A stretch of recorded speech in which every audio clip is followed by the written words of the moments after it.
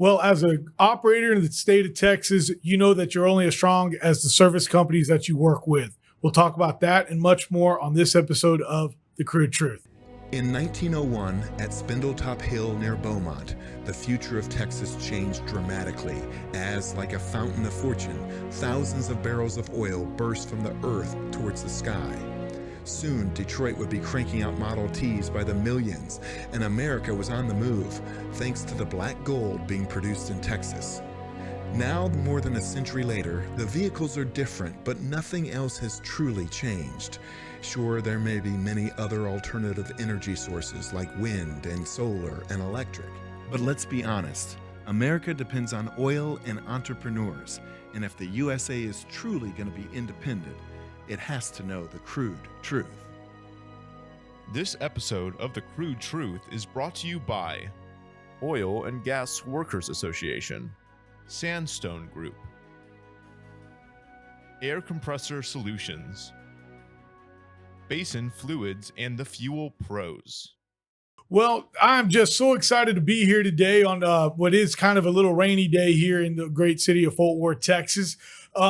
Throughout this year, I'm going to be having on some great service companies that span all the way from one coast to the other coast. And as an operator in the oil and gas industry, you're only as strong as those relationships and as strong as those service companies that you use. And today I'm really excited to have on Nick Rodriguez and Bree Johnson with CDX Energy. Nick, how are you? Doing great. Glad to be here. Good. Breanna, how are you?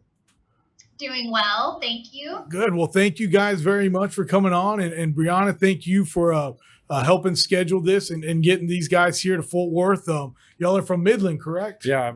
Living in Midland currently. That's just where the hub of the operation is. So It's easier to be there every day rather than travel. So. Well, okay. I mean, I do know that is where a lot of the service companies are. And I think that whenever we do mail checks out to those service companies in a 30-day time frame, we'll talk about that in a minute, that's where a lot of them go. P.O. boxes there in Midland. That's right. And that's right. At least, yeah. At least, yes, sir. CDX Energy, you guys are a chemical company, but also you're a lot more than that. But before we dive into that, Nick, you and I had a chance to talk a while back over the phone, and your background is not just in energy service companies. That's right. Started off in finance. Yes. Yeah. And I mean, we're looking at you. I mean, you look like the typical successful finance guy, bar none. That's what I'm going for. You're like, hey, you know what? I don't need an answer to anybody, not in a bad way, but it's like, I know what I'm doing. I bet you use spreadsheets like there's no tomorrow. I sure do, yeah. Yeah.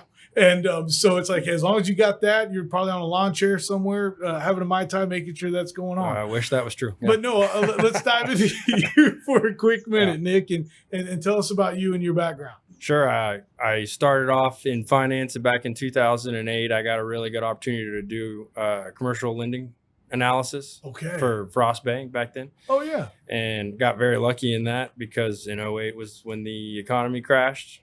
So anybody in finance was doing not so great that back then. Happened to be working for Frost, which is an extremely conservative bank. So that, just provided an opportunity to be able to stay in the banking realm for the period of time before the economy could recover. And then from there, got to move into more like IB type opportunities. And then from that point, went into private equity. Now, when you talk about IB, for everybody out there that doesn't know, investment banking. Yeah, investment banking, and then into the private equity after that. Right. And what was it about the private equity world that you just was like, At the time, it was less workload and a lot more money. Yeah. And what year did you do that? Because you said you started out in 2008. Yeah, so I started doing private. I made the move out of IB into private equity in 2010. 2010.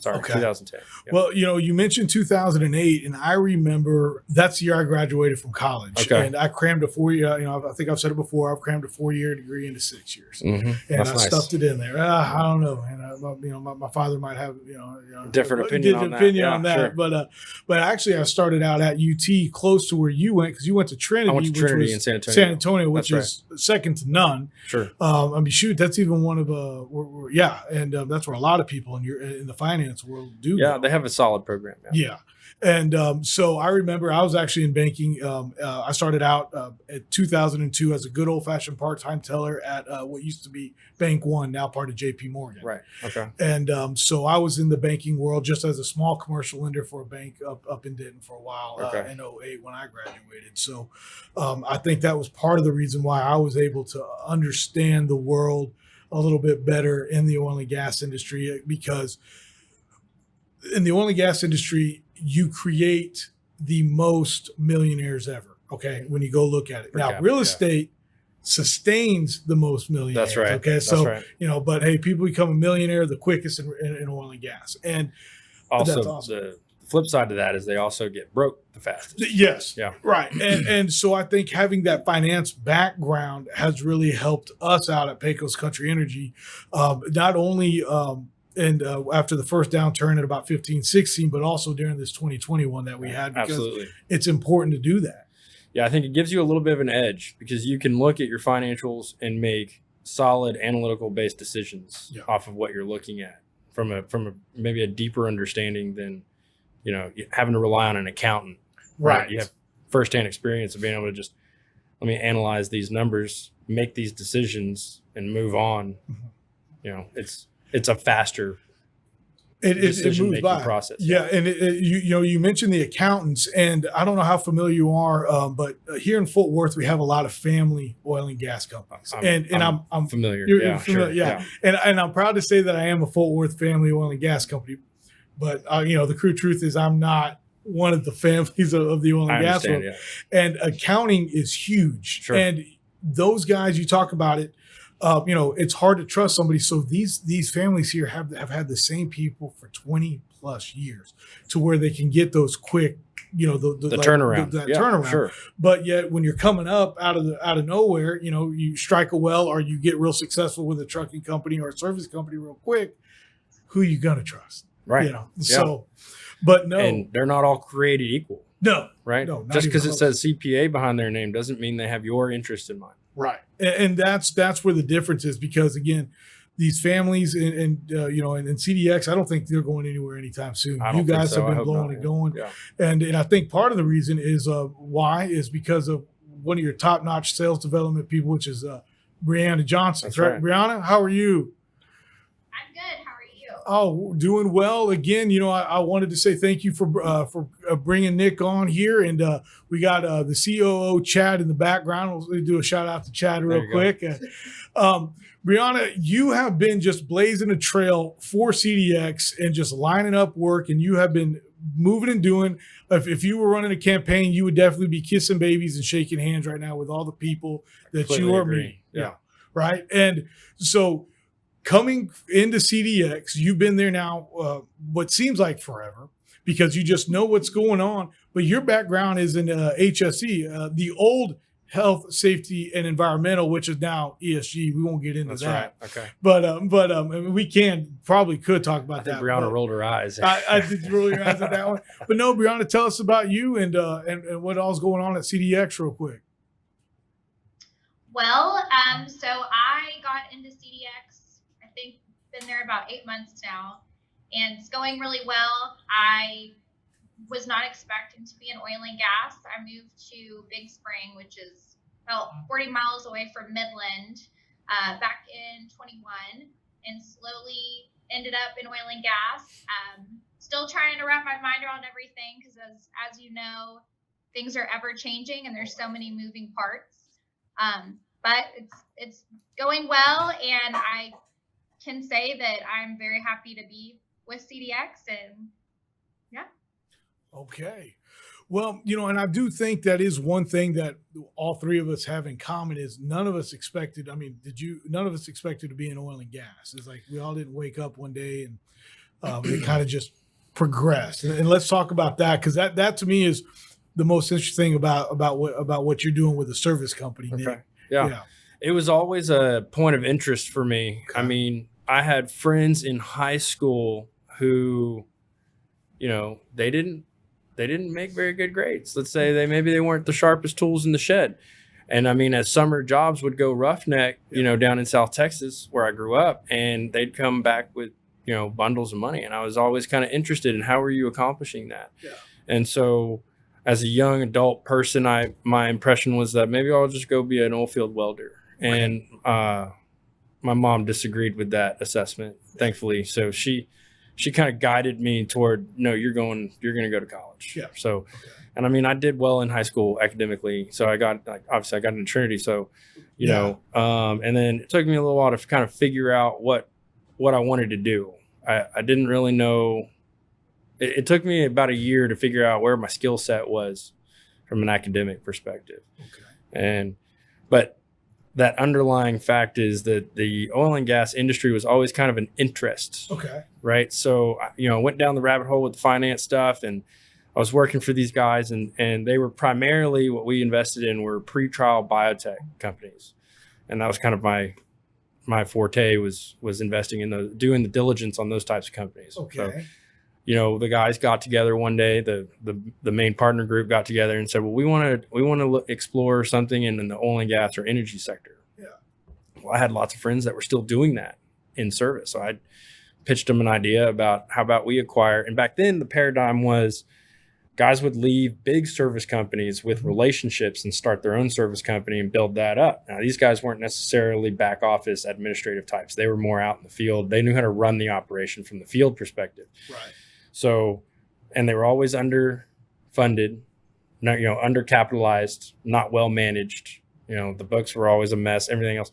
So what I decided, or what I pitched to the group was, why don't we fund a service company that's already generating revenue? Right. And we'll just install a management team and capitalize it.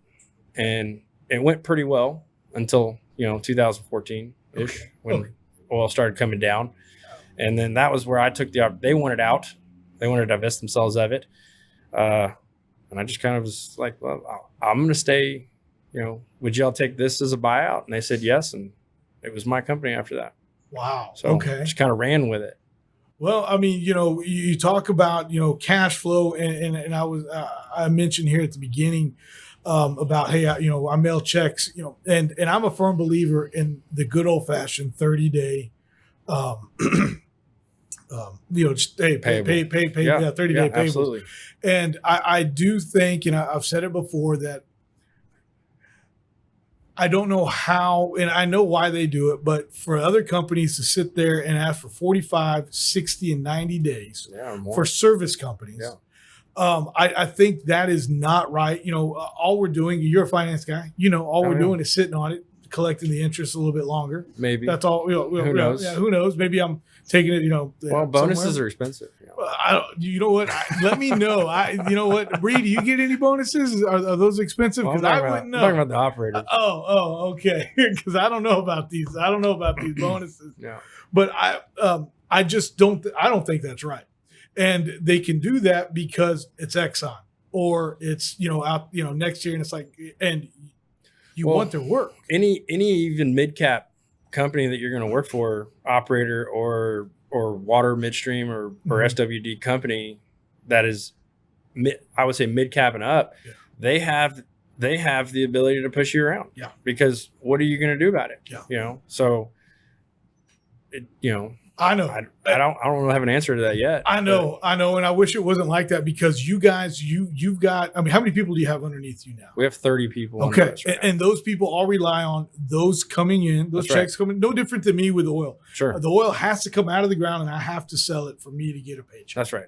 And so it's no different there. So, I was talking to Chad here earlier, I always feel like you guys, in my mind, are guaranteed money more than I am. And the reason why is because we never do a project unless we're ready to go and we can write a check that day to do the whole thing. Okay. And and I think that's why we've been able to really build our relationships in North Texas, because it's like, hey, that somebody pays on time, you're gonna go get that work done and go continue to work for them, and especially if they're not mean or arrogant and they work with you, because that's one thing when it comes to something like what you guys do. I'm not an expert, okay, and y'all are in the chemical world and other parts, and it's like, I do have engineers, and they're going to talk, and then it's like, hey, if these guys know the area, then they're gonna figure it out the best way.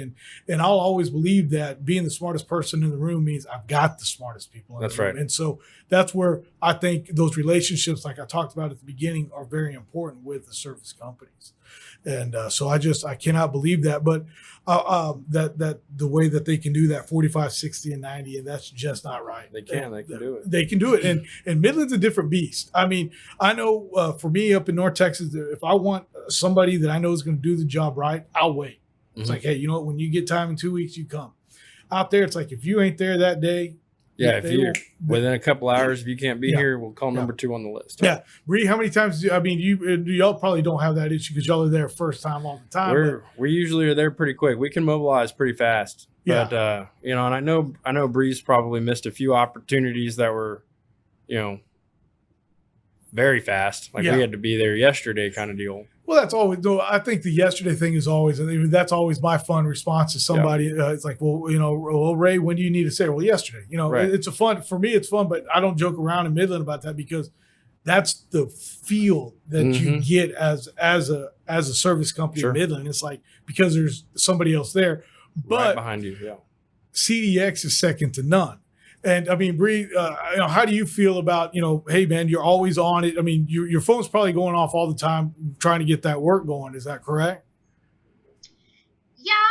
So what I do is I've built, I would say, a network, and I'm constantly trying to do that. And yes, there are instances where we maybe can't be there tomorrow because we're a growing company, and that's great. But you want to focus as well as you can on the customer and give them, first off, our best impression. Yeah. And I think in the instance where maybe we can't be there yesterday or tomorrow or today, those relationships is, they're cultivating. And so maybe we can't do it at the drop of a hat, but we're working with these companies that are going to they're going to keep having projects. They're going to keep needing us. And so I think being upfront and telling somebody, hey, we're not going to be able to make that at your deadline, but they're going to think about us in the future or next week when they do need something. So. Yeah, no. And again, I wanted to invite you guys on, and let's dive into CDX and what y'all do, because y'all offer a broad range of services that really help maximize and keep optimal operations going all the time. We do. That's right. Yeah. And so let's talk about that and what all y'all are doing and what y'all are finding. I don't want to give away too many trade secrets of CDX, okay? But what y'all are really doing to get that upper hand, to get out there and make things to where, I'm sorry to keep railing here, but keep getting that recurring business. Sure. Yeah. When I started off in oil and gas, I was more completion centric. Okay. So I mean, really what I did was hired myself on as a hand. So I wanted to know if anyone ever walks in my door, I want to be able to relate directly to what they're going through. So I hired myself on as first off, a rig up hand. I actually got fired like 2 times. No way. Yeah. And I just kept coming back. Okay. And, finally just kind of worked my way from rig up hand to flowback operator and so on and so forth. And then we started adding services but they were all completion centric. Okay. And a couple of years down the line, got very lucky, had an opportunity with a midstream company to do some paraffin treatment. And like I said, very lucky that we just found a product right off the bat, worked really well. And that's kind of when the light bulb went off that actually we don't want to be completion centric. We want to be, let's check out this production midstream and water chemistry world. Let's actually be a real chemical company, maybe, because if we can bring the completion type service oriented mindset to this aspect, we'll do great. Yeah. So, I mean, most of our hands are from the completion world. I mean, they're almost all flowback hands or torque and test hands. So that's kind of, I think maybe what sets us a little bit apart is these guys are used to bending over backwards and making it go no matter what. Whereas maybe that's not always the expectation in this portion of the field. Absolutely. And so that kind of sets us apart in the eyes of most of the operators that we work for. Well, I want to dive into what paraffin is here in a second, but as an operator and a producer here in the great state of Texas, the production side does not get a lot of love, right? I mean, I enjoy it whenever we're drilling a well. Yeah. It is so much fun. Then you bring in the completions and you get that initial production. I mean, it's, you just get the adrenaline. It's a rush. Yeah, sure. You get it rushed. Okay. But guess what? That's almost a false rush, because the real rush is in that everyday production That's that right. my oil and The gas grind. well does. That's yes. And the grind is never the I'll use the word sexy. It is never the sexy part. That's right. But it is what makes me money is Right. the production side right. of things. And that's why I had to start with you guys, because you guys at CDX Energy, y'all are there. You know what? You're going to be there to help continue to keep my wells flowing That's right. all the time. And that, to me, every part is the most important part. Right. But once that well's done, I got to make sure that well continues to It flow has for the to next keep 20 going. to 30 years. Yeah. And I know for us in North Texas, we have a terrible paraffin problem. And paraffin builds up on the rods Right. as they go on. And so what do you find in that, maybe we can get a little technical, and hey, Sure. what is it about what formations where you all see a lot more paraffin buildup, or how is it that you guys kind of see? Is it because wells are maybe going too fast, too slow, or? I'm not sure there's a way to discriminate between where paraffin is and isn't. I don't know. What we've been seeing is it's kind of cropping up everywhere. Yes. So I don't know if it's past treatment of wells, or if it's just what's happening in the reservoir, the circumstances going on downhole. I couldn't tell you what would be a reason for the trend in paraffin, but it seems to be getting even heavier. And like, I always thought it was kind of a shallower well issue, but you guys just don't do, y'all do, the big boy stuff all day long. We're seeing it in unconventional wells. We're seeing it in vertical wells. We're seeing it in pipelines. We're seeing it everywhere. Wow. We're seeing it in SWD pipelines. Really? Oh yeah. Well, I guess it would make sense, because you do have a little bit of oil going through there. Well, some of these guys that are only piping their water and they're not doing any truck water, so they're taking massive volumes of water. They're getting massive, and they're on flowbacks, right? So these operators are flowing back wells. They're getting a pretty significant amount of oil in these wells. One customer, we skimmed 30,000 barrels of oil for them last month. Free. I mean, that is free. That is an SW. That's a water midstream company. Oh man, I'm just thinking, we have a partner out of North Dakota that we have, and he's awesome. Yeah. He's designed several for like Whiting up there, Right. Continental Resources up there, Sure. and his own. And that's another great industry. Not to get distracted or anything, but man, that 30,000 barrels in a month, that's free money. Oh yeah. I mean, so it's important. Again, the production side is very important, whether it is downstream pipeline. We truck all of our oil out. We're not at a piping yet. But that's coming. That's the goal. Right. But again, that paraffin though slows down the production. All of it. The entire process. Yeah. And so what other kind of services, again, that are y'all doing other than just that kind of work? You mentioned basically unconventional wells, vertical wells, traditional wells, pipelines. What other stuff are y'all? We got chemistries for corrosion programs, both downhole and in the pipeline. Okay. We've got water-based chemistries for all the water guys. Okay. We've got basically any issue that you could come across, we will find a solution for it. We don't really we don't pigeonhole ourselves. Right. Especially, I'm the guy that they come to with an issue that they can't work out. Right. So like we had a project where we were trying to clean meters, custody meters, right? Yeah. For a midstream company. They could not get the gunk out of these things. Oh, that's important as can be. That's the money machine. Yeah, right? that's it. That's the cash register. So what we came up with was that if we use an extremely harsh chemical on it, we use PAA on it. So it spins itself out, turns into vinegar. So it wasn't real bad on the equipment, and it was actually effective at getting the meter clean.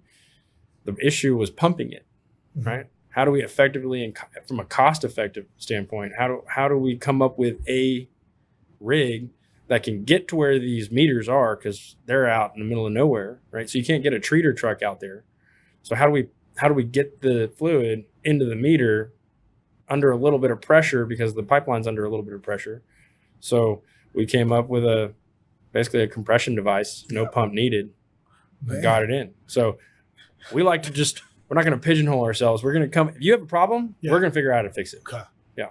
I like that. Well, Bree, okay, somebody comes to you with a problem because you are, again, the guru, the sales development woman out there. And thank you. I know you were actually in Midland because y'all are so busy right now that you couldn't come up to Fort Worth. It was either that or Chad said something about, that you required too much. You were being too much of a diva or something like that, just too much. So No, something about something about you had to require only green M&Ms and I don't know. I didn't understand it, but no. So somebody comes to you with an issue, like let's go through the process. You get that phone call from a brand new customer. What are you doing? Well, I definitely rely a lot on our tech guys. Tech guys. We have a team of guys who have, over 100 years of chemical experience between all of them. And I know I drive them nuts. I called one of them last night at near 8:00 at night. I'm sure he's trying to hang out with his family. And I was out to dinner and met a superintendent for a very large production company, made a contact with him and became friends with him. And, I'm calling Jeremy, who is our corrosion man. That's what I refer to him as, and, picked his brain. But so I try not to ever say no, or we can't do that, or I don't know. Right before I'm going to give a answer to somebody, a yes or no, we can't do that. I make the phone calls. I see if it's possible. We do the research. And one thing is we try not to say no. One thing about CDX is we're going to come out and look at it. And if we can take care of you, we're definitely going to try. So.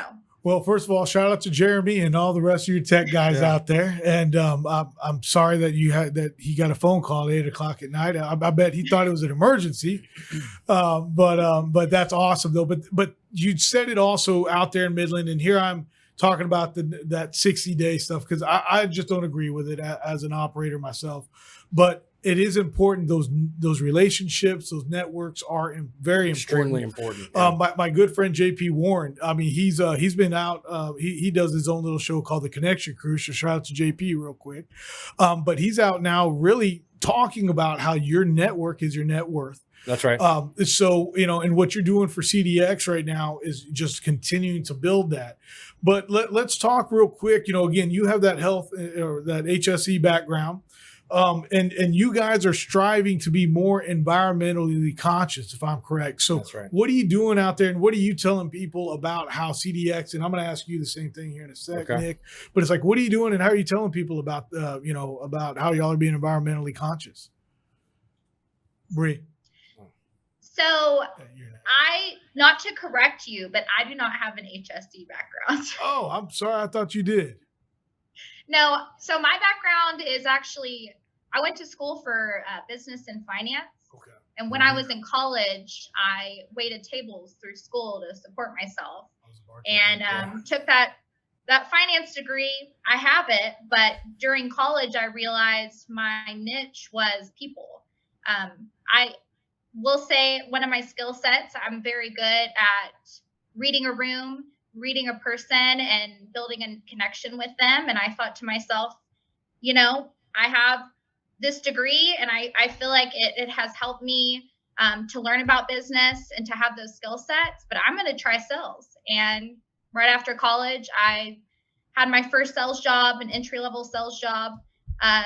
Being so green, I did pretty well at that. And then I moved into manufacturing, worked for a manufacturing company that built tanks and enclosures for large projects, for hospitals, for water treatment plants.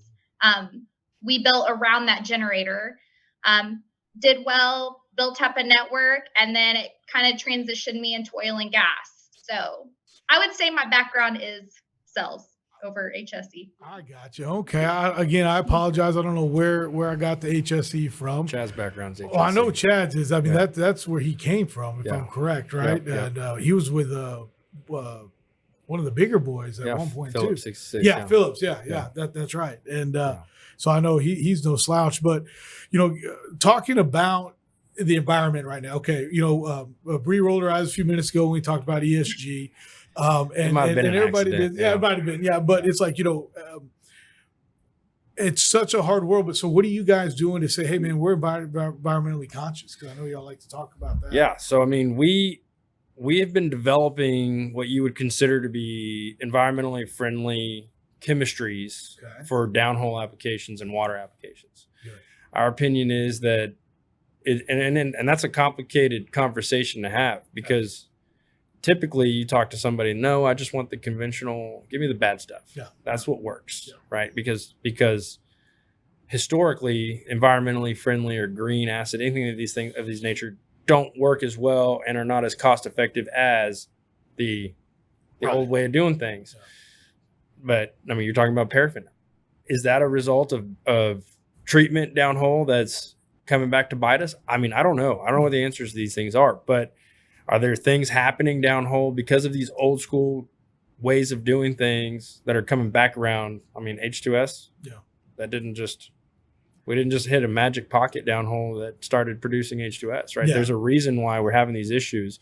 So our opinion is, if we can find a cost-effective, efficacious version of environmentally conscious chemistries, then why would we not do that? Yeah. So we've been going down, the R&D rabbit hole with that for quite some time. See, and that's awesome. And that was another reason, again, so many reasons why I wanted CDX Energy to come on, Nick. And it's important that, you know what, the earth is darn right important to us, right? Yeah. Mother Nature is important. And we do, I like to consider myself old school sometimes. God knows my father's very old school. You have to be sometimes, right? You do. And with him, his background was actually software, so technology. Okay. And it's always evolving. Sure. So I think that's why he's always at least kept an open mind about new technologies or new ways of doing new stuff. methods. Yeah. And so with it being more environmentally conscious, because, hey, I know that we're shoving stuff down the hole. That's right. Okay. But if we can do something that actually gets us our product back, heck, if it clears up and gets us even back better production numbers than we had, but also then doesn't hurt Mother Earth, that's a super win. That's a win-win. I mean, because I don't know about you, but hey, we enjoy the outdoors. Absolutely. And I don't want it to go away. Sure. So we're going to do everything that we can. And so that's why, I would say that you guys are definitely doing y'all's part and going green the best way possible in the oil and gas industry. And so thank you guys very, very much for that. Bree, when people are trying to get a hold of you, what's the best way that they can get a hold of you? Well, I am if people don't have my cell phone number or email, I live on LinkedIn. Okay. If my computer is open, my LinkedIn's open. I do most of my connections that I do make. If I don't make them in person, I make them through LinkedIn. So that's why I have tried to put myself a lot on there, because I know, I share on our LinkedIn page, the CDX page, make it apparent, if you are interested in working with us or what have you, there's an issue that you think we could handle, I'm always message me. I will message you right back or what have you. So. Okay. All right. And then, Nick, I know that finally, when oil prices shot back up to 100. Oh yeah. Service companies actually raised prices. Most of them did, yeah. Yeah. And now oil's back down. I think we're flirting with 80, maybe, hopefully. I know we were at 77, 78 yesterday. Where do you see service companies and pricing going here for 2023? I need to know this. This is important. Yeah. And well, I mean, what Goldman put out something yesterday saying they thought it was going back to 100 and staying there until after 24 because the shortages that are coming on are all our way. Yeah. So, I mean, it probably depends on the service. Okay. Our version of service, like I said, my background's in completion. So I like being a service company, not just a chemical company. Our actual products, we have to have a margin built in. Absolutely. We keep that as competitive as possible, and we communicate to our customers. It revolves directly around what the cost of goods are, because we manufacture our own chemicals. So if our cost of goods goes up, we have to go up. If cost of goods go down, we come down. Yeah. So the cost of our service is very much predicated on cost of goods, which is predicated on what are the real world applications happening, right? Like we were trying to buy zinc based products a while back, and it was like, well, if we're going to buy several tankers of this stuff, shouldn't the price come down? And it was like, well, the construction industry is using all of it, so we don't have to lower our price for this. Yeah. So what can you do? Yeah. You know, so I feel like it's such a catch because I know that service companies for so long kept everything so low. yeah, And which as an operator, I'm happy, loving it. But, you know, that business side of me knows that, you know, you guys were thin. So now prices went up, y'all went up, and now I'm like, okay, so what I'm afraid of as an operator is when we hit 100, because I've been on record, and I'll stay this way at least for another month, that I think we're going to average $100 oil for 2023. Okay. And right now, you know, that means that here probably within the next 3 months will be over $100. And I think as we get into the summer months, we may see that. So you'll see service companies trying to raise price. Yeah. We don't do that. So we operate more along the lines, like I said, we directly related to cost of goods, and then we communicate that to our customers. Yeah. Hey, our cost of goods are this, right? So we have to be able to compete with you.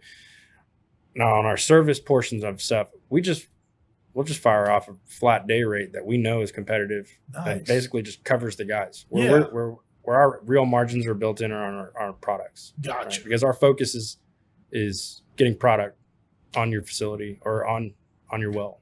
Well, and you can be not only at a facility, but again, you do unconventional, vertical, anything. We'll work on anything. I'll work. I personally like to work on the water stuff. Let's promote CDX Energy. Well, yeah, we you know, my purview is mainly water, right? I like the water stuff. My vision for treating produced water is that someday I think that there will be a method for cleaning it to the extent that we can discharge it on agricultural. So I would really like to get to that point. That's kind of my vision for where we will develop, in conjunction with a mechanical process and a chemical process, a way to clean produced water to the extent that we can use it for something outside the oil field. That will be huge. Yes. That would be huge. But that's the vision. That's what I deal with. And and Chad, that's kind of our vision for what we would like to do. Now our guys, you know, like Bree talked about, we, our main tech team, wealth of knowledge. I mean, these guys can work on anything. They're extremely solutions oriented. So there's not a problem these guys can't fix. So if it's on your wellhead, they'll fix it. If it's downhole, they'll fix it. If it's in a pipeline, they'll fix it. So if it's in a facility, if it's integrity issues, you got it. We got it. All right. You need a picking crew? We'll send a guy. Well, Nick, you know, I cannot thank you guys enough for coming on. Bree, I know I just asked you about, hey, how to connect, how can people get a hold of you with CDX Energy? Do you have any last parting words or anything like that that you'd like to share? And then I got to give it to the man in charge after that. But do you have anything you'd like to share? Well, I will say, and I've been planning on saying this, something that I am very, very proud of with CDX is Nick and Chad have definitely cultivated a work environment where each of us know what everyone is really good at. Everyone knows what each other's skill set is. And I think that is what makes our company different and stick out. Because as you know, there are so many chemical companies out there. Of course, every time I try to reach out to a contact or make a new relationship, of course, they have a chemical company they're using. But I think that what sets us apart is we really want to take care of the customer, and the fact that we can all come together and everyone knows what each other's skill sets are. I just think it's a very well-oiled machine, as you could say. And I think that's what's gonna, set us apart and help us grow and take us to another level. So. Okay. Well, thank you. And Nick, nice to hear that. Very nice to hear that. I would say checks in the mail, right? Checks in the mail. Nick, are you a straw boss or what's going on there? No, I'm just working on that bonus. That's right. Let me know about these bonuses. Nailed it. We're adding zeros. I'm just trying to add zeros. There might be a comma in this one. That's recorded, so we heard it right there. Oh, I'm just kidding. Oh man, well Nick, how can people get a hold of you? I know that you've got a crew of technical people, Yep. of guys on the ground, on troops on the ground, boots on the ground, as Yep. you speak. You've got Bree out there doing what she needs to do to continue to grow CDX. Which again, CDX Energy is one heck of a chemical company. I appreciate that. But how can people get a hold of you? I'm also on LinkedIn. Okay. My email's pretty easy. First initial, last name at cdxenergy.com. Okay. So, I'm pretty good at responding to emails. If I respond to your email, my cell phone's on there. So then you have me. So Okay. There you go. There's a hook right Yeah, there. that's right. That's how to get a hold of you. Well, Nick, again, I want to thank you very, very much for coming on. Yeah. What you're doing and your products are second to none. That you guys are not only getting the job done to help producers produce their oil, That's right. and fix problems downhole or get the oil out of the ground the first time, but you're also doing it in an environmentally friendly way. Yeah. And I think everybody out there can agree that that's an awesome thing. Oh, I appreciate you saying that. That's great. So thank you very much for coming on the Crude Truth. My pleasure. Thanks for the invite. Thank you. Well, that's it on this episode of the Crude Truth. We'll talk to you next time. This episode of the Crude Truth is brought to you by Oil and Gas Workers Association, Sandstone Group, Air Compressor Solutions, Basin Fluids and the Fuel Pros, and Real News Communication Network. The easiest way to start your own podcast and TV show? Real News Communications Network. Stand out from your competition. Produce streams of high-quality social media content. Become a thought leader in your industry. With RNCN, you get to be the host. We handle everything else. Tour one of our 3 locations in Dallas, Fort Worth, and the Colony. Call 972-402-6333 or visit launchashow.com to find out more.